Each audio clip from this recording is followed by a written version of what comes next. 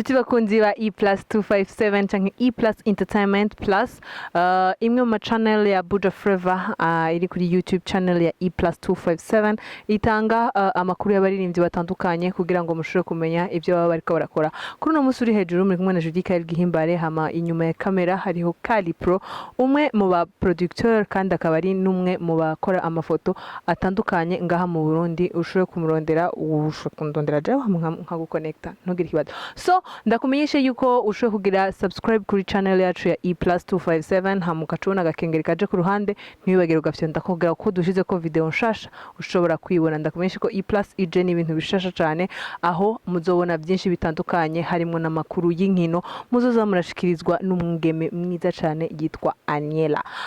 Ndakumenyesha kandi ko ibintu byinshi cyane bigiye birakoza birahinduka muri industry ya Videographer nkuko muri ko murabibona. Uno munsi kuri uno munsi uri hejuru tugiye gukora tugiye kuvugana n'umuririmbyi yitwa Hakizimana Abdul, benshi bamuzi ku izina rya E-Flow Slim. Mwamumenye mu ndirimbo nyinshi zitandukanye, ariko no tugiye kuvugana ku indirimbo yiwe imwe, indirimbo yitwa Question. Indirimbo iri kuri YouTube channel yiwe, ariko twamaze kubona ko hari wundi muntu yoba yayishize kuri channel yiwe, ariko twizere yuko agiye kwiga uko ngena agiye kubikora, ko turabibona mu muziki ndundi biriko bigenda biribonekeza cyane. E-Flow Slim kuri micro ya E+. Vipi? Poa. Urakomeye? Ndashima. Hayi imyaka? Ni meza. Mperuka kuvugana na E-Flow Slim umunsi tuvugana ku vyerekeye umwigeme yitwa Stacy. Mwarabihejeje canke? Iyo mwigeme nawe nzi frame. Ntubashamwihaka. Ya ntawe nzi. Okay. Yeah. Kuko uno musi tutazanywe na Stacy kugira ngo tuvugane na E-Flow Slim, tuzananywe kubw'indirimbo Question. Indirimbo irimwe ibibazo byinshi cyane bitandukanye, ariko ikibazo nyamukuru ashaka kumenya mbega n'igiki yokora kugira ngo abe umusuperstar. Mbega mu Burundi turafise umusuperstar ga E-Flow Slim? Aba superstar barahari. Yeah. Utubwiye umusuperstar ufatiye ku kihe, uba wabonye iki kugira uvuge ngo nakana umusuperstar kuri wewe? Kubera akora cyane. Yeah. Bisigura yuko nanje nokora cyane cyangwa umusuperstar? Yeah. Zibaye nyinshi. Ego. Mbo. Dufise aba superstar ngaha.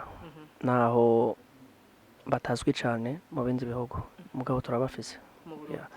Nka Natasha n'umuririmvyikazi mwiza kandi amaze gutwara na trophée.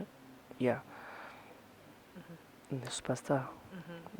Uramukunda cyane Natasha. Reka ndakwibariza ikibazo. Warakoze indirimbo la namba, mu ndirimbo ya Question uravuga uti uri kuri yumvira gute ushobora kumwegera kandi Natasha ukamubwira ikiri ku mutima, ariko uratinya ko bohava bavuga ko ari kike. Igihe ukora la namba wari wayikoze kugira ngo habiki? Bo byari byatewe n'urukundo. Yego. Uvuze urukundo raziko rutandukanye. Tubwize ukuri, gwari uruhe rukundo? Mapenzi ya kweli. Ya uchumba tu. Alfredo Fro yarakubona.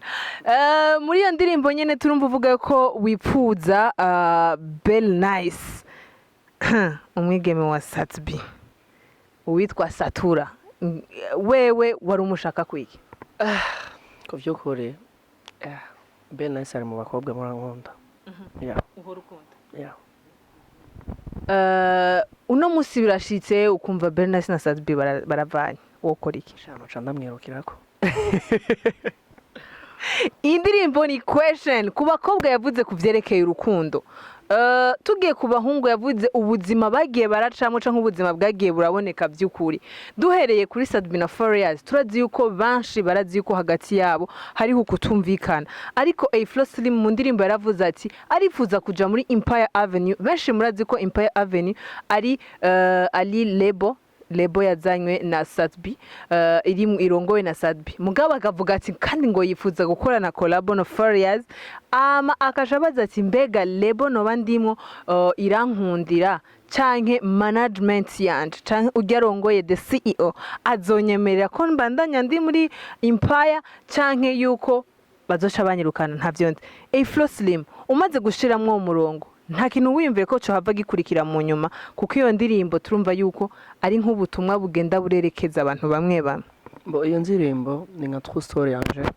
Ya naririmbye ni nk'ubuzima bwanje. Ya mbaho simbona igituma cotuma babibona nabi yeah. mu kuririmba mwaravuganye Oya.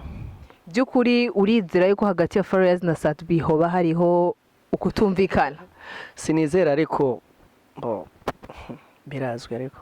birazwi Yeah. kubw'ibyo uwo kubaza ati nimba bizwi ni bihe bintu bitatu byaba byerekana yuko hagati ya Satbi na Farious hoba atakumvikana guhari. Bo icambere nuko hagati ya Satbi na Farious bose turazi ko bahora bagwanira ikibanza ca mbere ngaho. Yeah. Ica kabiri n'amakritika arahari y'abafanzi babo. Yeah. Sigwe ko abafanzi kugwana bisho biboneka yuko abaririmbyi babiri batumvikana. Yego. Muri yo ndirimbo nyene warakoze kuri Kidumu waravuze yuko wifuza gukorana na Kidumu ariko utinya kuba nkararijo. Abantu benshi mu murongo baracimvira ibintu birebire. Kubw'ivyo turashaka kuri uno musi uri hejuru utwugurukire utubwire mbega rarijo yabaye iki kubwa Kidumu. Okay. Rarijo yava muri Kenya, mbo yari yatwaye Premizek ndibaza. Igihe yava muri Kenya ntiyasubiye kandi kuvugwa cyane ngaho. Nakuruka Imana. Igihe aja muri Tanzania baramuvuze, igihe agenda singa kera ingere bamuvuga kera. Yeah. Singa kera nukuri. Wibaza ko byavuye gute kuri media, byavuye kuri media canke kuri persona en question. Ukuntu nibaza ko vyatumwe na Kidumu. Yeah. Kidumu yabwiye ama media reke kumuvuga rarijo canke utubwire nimba uvuga ko byavuye kuri Kidumu. Sio rahisi kutumikana na mtu mwana kushinda level. Ukitumikana na mtu mwana kushinda level inabidi ndio hivyo. Ngo ntivyoroshe gukorana n'umuntu agusumba ibitugwa agusumba level sinzi ngene kivuga mu Kirundi ariko agusumba mu bikorwa muriko murakorana ariko muri iyo ndirimbo nyene naravuze ngo ushaka gukorana na Farious level yawe na Farious birangana. Mbona bingana ariko sinibaza ko noca nzima ahubwo noca nera imbere. Yeah. None bibaza ko rero rarijo yazimye kuri Kidumu kubwiki ni kiki cyo tuma wewe utera imbere ukoranye na Farious coba carabuze kugira ngo rarijo acatera imbere akoranye na Kidumu. Puissance. Nafikiri ni puissance kwa sababu unajua mvuto unazidiana. Unazidiana kweli dadangu. Kweli mvuto unazidiana, unajua pana mtu anaanza kufanya collab na mtu, lakini sorry kwa nisema naongea Kiswahili. Pana mtu anaanza kufanya collab na mtu, nyota anaibeba yote. Yeah. Wangapi washafanya na Kidumu? Wenye wanapita ni wale ambao wenye wako nguvu wanakaza. Hata ukiwaona mpaka saizi wangali. Yeah. Yeah. Kubw'ivyo urabona yuko Esther Nish atagiye kubandanya mu muziki wiwe ko nawe aheruka gukorana na Kidumu. Yeah, ndavyibaza. Uravyibaza ko agiye kuzima pour du bon. Yeah. Chuti bakunzi iyo ni question sinzi gituma avuze yuko avyibaza ariko ngira ngo iyo babonekegwa canke yo yarabirose mu ndoto ntavyo ivyo ntimubimbaza ariko ndashaka kumenya kuko abamenyesha makuru mu ndirimbo ya question. Mbo abamenyesha makuru ku bwanje ni nk'abavyeyi banje urumva. Mbo kandi bajya navuze bose ndafise vision yo gukorana nabo. Yeah. Gukorana nabiki? Ibikorwa ndabikonoshikana boshikana kure. Yeah. Ikibazo ca nyuma muri kino kiganiro cacu ni kubwa DJ Paulin hamwe na Happy Famba. Abantu babiri tubazi mu promoter bakora ibikora inka kugira ngo abaririmbyi bacu batera imbere. Aho tubona yuko bakora ama concert atandukanye, bagatumira abaririmbyi batandukanye bagakora byinshi. Kubw'ivyo ndashaka kumenya. Kuki DJ Paulin na Happy Famba? Ndakubaza kintu. Bigira bihinduke ndago. Nilitoa message. Naomba na wewe uweze kunijibia kwa hilo. Kwa sababu ni question. Mimi nilimba sijalenga mtu nikasema ngo DJ Paulin wala The Fight hapana. Nimeuliza naomba sana unijibu. Yeah. About nani mkali? Wala tusubiri hao wanatizama hapo ndio tatujibu. Nani mkali? Yeah. ikiganiro iyo uriko uravuga ku ndirimbo y'urukundo tegeza guhereza mu rukundo twari ko tuvuga ku ndirimbo question ahereje atubwira ati who is the best nani mukali ninde akomeye ninde akora ibikora inka hagati ya DJ Paulin na Happy Famba. Damn. Ni kibazo kubwawe basi wewe nk'umuririmbyi uramaze gukora ibikorwa bya DJ Paulin uramaze gukora ibikorwa bya Happy Famba. We need to do who is the best. Sinojisha kuko bose barakora. Cyangwa utinya ko nimba hariho ibiteramo biteguwe kibica Happy Famba kibica DJ Paulin habaho uwo yarakwiyumviriye akavuga ati udogwasha ni vamia no nzomuhamagara. DJ Paulin simfahamu. Sijawata kumwona. Ariko Happy Famba uramuzi. Ya ndamuzi.